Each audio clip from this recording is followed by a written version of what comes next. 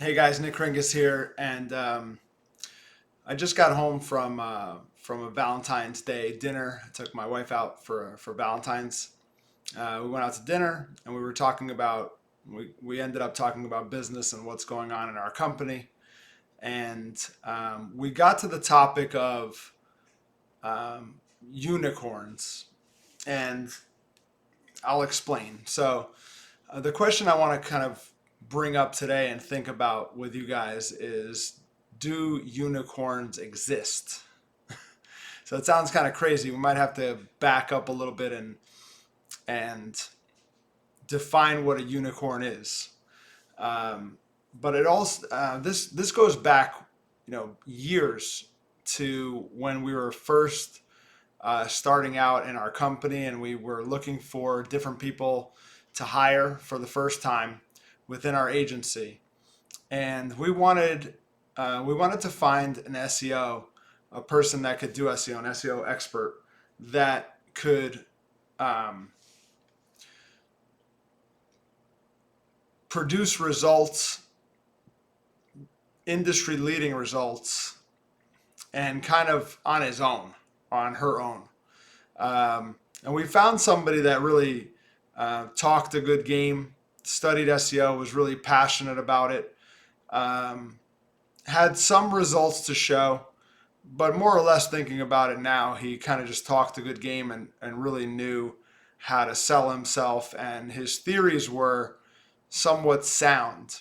But once he started putting them into practice, they really just didn't work for us. And not only that, he wanted us as one of his many clients. So as unicorns go, we were looking for someone that was full time dedicated to our team, that wasn't working for anyone else, because we wanted something kind of proprietary and unique to us. If he was getting results for us, we wanted to be able to sell in the marketplace as if you can't get those results anywhere else. And it turned out that his methods just didn't really work all that well. At the end of the day, what he was doing, it sounded great. And my partner Tom and I, we knew SEO. We did SEO. We were good at it. We got results for clients, so we kind of knew what we were talking about. And he spoke the language. He talked a good game. But at the end of the day, he wasn't a unicorn. He wasn't even a top producer, because what he was doing didn't work, and he didn't have the work ethic, or at least he didn't want to put in the time to make it work for us for whatever reason. Maybe it was probably because we were paying him a certain amount, even though I thought it was a good amount. He was only going to do up to that amount in terms of work. If you broke it down into however he broke it down, if he broke it down into hourly rate or annual rate, or what he thought was a good value for his rate of pay, that's all he was going to give us. So maybe that was the constraint. But that's where the search, the hunt for the unicorn really began. And it has, I have, I'm disappointed to tell you that it has never ended well. We have never found the unicorn. The next hunt for the unicorn was for a salesperson. And my partner wanted to replace himself. He was doing very well in sales, but we knew that if we wanted to scale, we'd have to build a sales team. We'd have to duplicate his efforts and get other people out there doing exactly what he was doing, and being just as effective as he was in bringing in sales. Um, and I think we brought on probably 6 or 7 different salespeople, and every single one of them didn't end well. And maybe you have some thoughts as to why that is. But my partner created this guide, this kind of manual, if you will, on how to sell our services, and the process in which he used to sell our services. And for whatever reason, they didn't follow that manual very well at all. Like, it's kind of funny thinking about it now, because you're asking a salesperson with some kind of um, resume and results to show coming in with him. And you're asking him to take this manual that you wrote, it's a couple page manual, and follow it almost to the letter. And it wasn't even a script that they can really follow and get good at. It was just kind of step by step how to prospect and bring in clients, and how we educated them on what we did and how we provided value in advance and got them to know, like, and trust us, and then asked for the order, the offer that we presented. And every one of them, one after the other, failed for multiple reasons. But I never liked the idea of looking for a superstar. Our mentality at the time was to find somebody in the same industry that's absolutely killing it, like a top 3 salesperson at another digital marketing agency that's doing really well, that's making a lot of money. But the problem, obviously, in that is those people are already making a lot of money and happy where they are. They've already built up a pipeline. So what incentive do they have to jump ship and come on board with us, who was a startup at the time? What incentive do they have to come on board with a startup that's going to be paying them less? The ceiling might be higher.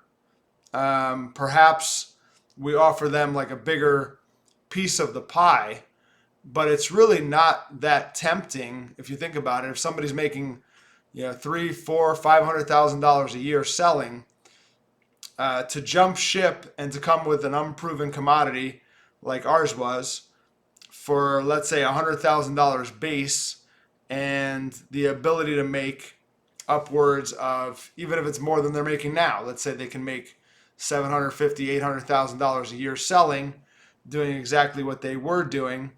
There's a lot of risk involved in that. And the idea of moving to another company and taking much less pay for at least a year, especially for somebody that has a family and a house and bills and is an actual adult, that doesn't sound very enticing at all. So that hunt didn't go well. So we ended up finding salespeople that were kind of underneath that. They didn't have as much success to show, but they did have some results. They did have some track record. They just weren't the top, salespeople in the industry, and so we failed to attract top talent. And then the talent that we did attract wasn't successful in our system because I think it's because my partner had his own way of selling that was unique to him, that wasn't very duplicatable. So, he would talk to, we deal mostly with attorneys. So he would talk to attorneys for months on end. Some of them he had been talking to for like a year, just checking in, shooting the shit, getting to know them, asking about their kids, about their life, things outside of business, building a rapport and a long-term relationship with these people, which was very successful for him, but it's really hard to duplicate that. It's not like you can put that into a SOP or a system that somebody can follow step by step to get results on the other end. And it's not very attractive to tell somebody to build relationships when they're getting paid on closed sales, right? They're only getting paid their commissions above their base salary, but they're only going to really make the money that they want to make if they're closing deals, not if they're making friends that talk to them on the phone for a year and then buy or don't buy. So that search for a unicorn there didn't really go all that well. And if you like, I always thought that, if we were to liken it to a basketball team or a professional sports team, I never wanted to rely on superstars because there are not that many out there. Like, how many in the NBA, for example, what are there, like 10 superstars, maybe less, out of hundreds of people that play in the NBA? There are only 10. It's a very small percentage. So for us who are just starting out, just recruiting, just hiring, to think that we can attract superstars out of the gate and those are the only people that are going to be on our team, that's kind of not, that doesn't make mathematical sense. Like, it's the 80-20 rule. Maybe if we had been recruiting people every month or every quarter or even every year, and 1 out of 100 of those people ends up being a superstar or a unicorn, as we say, that might make more sense. But for us to find unicorns right out of the gate, as opposed to nurturing them, like in the NBA, they come from college, they have coaching, they're coming up in the system, and they're wanting to get to the NBA. Where they come from before our company is, who knows? They're already pros. They're already doing it to get paid. It's not like they're working all their lives to get to us. That's not the way. That's not the way it goes. So, I was always a much bigger proponent of putting a system together that's duplicatable and teachable, and finding people that are really hard workers, that are resourceful, that you can plug into the system, sort of like the New England Patriots or the San Antonio Spurs, where there are no real superstars, and no matter who you plug into the system, they'll be successful because of the system, not because of these unique talents that these people have.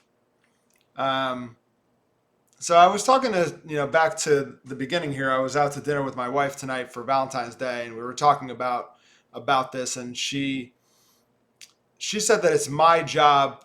I'm the unicorn. I'm the one that needs to create these systems for people to thrive in, as opposed to asking or looking for a person to come in and create the system from scratch or do everything on their own without much direction. That's just, and I see where she's coming from. It just, when you say it out loud, it doesn't make much sense. On the other hand, like, you would think that having a system that you want people to follow step by step is also not very attractive. You're not going to get very good talent if you tell somebody exactly how to do something in like a 20-step SOP. And you say, this is your job. You follow this step by step. You don't deviate from it. Maybe because that's not something that I would like. Maybe I'm a little bit more creative and I want to have a little bit more freedom and autonomy than that. But she's saying that, at least to start, that's what I need to create, so that the people that come into that system have success regardless of their strengths and weaknesses. And then we can work on their strengths. Because what I'm realizing is that no matter who it is, it's probably me included, everyone has things that they're really, really innately good at, that they find easy, that they love doing, that they're very good at. They produce exceptional results doing this thing. But on the other hand, there are also things, even with superstars, even with people that are extremely hardworking, there are things that they don't do very well at all. And that if they spend any of their time doing those things, they then look like, B or C level talent because they're focused on the wrong things. So I'm just blabbing away here about our path to searching for superstars and unicorns. And the fact is that with the great game of business that we're putting into place, it's all about creating the game between the mini games and the scoreboards and the critical numbers, and getting everybody involved in creating this game that the team is playing. It's all about creating the game and the playing field for anyone to come on and use their unique ability to affect the game and affect the score of the game and to help the company succeed.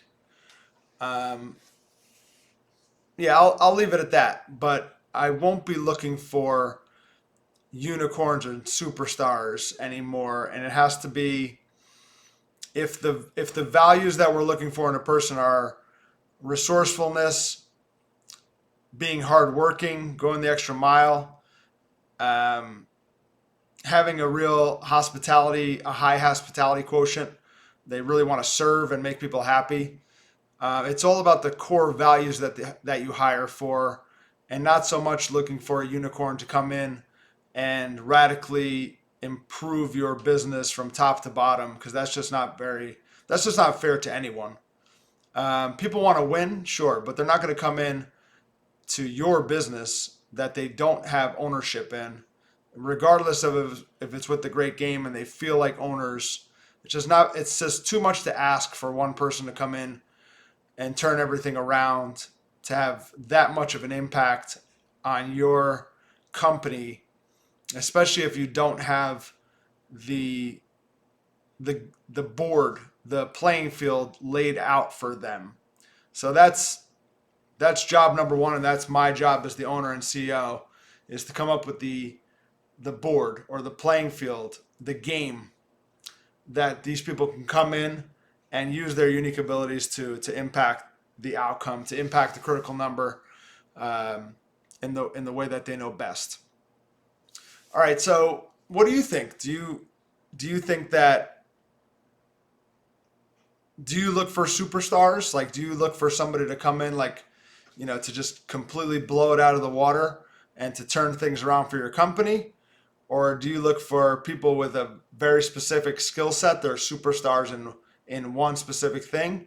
Or do you hire based on core values?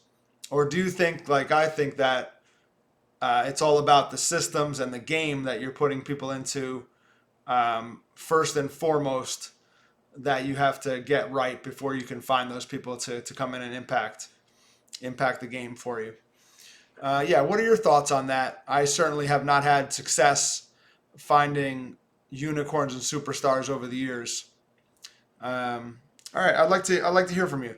Just remember, always, people support what they help create. If you have any questions or comments, don't hesitate to reach out. As always, thanks for watching.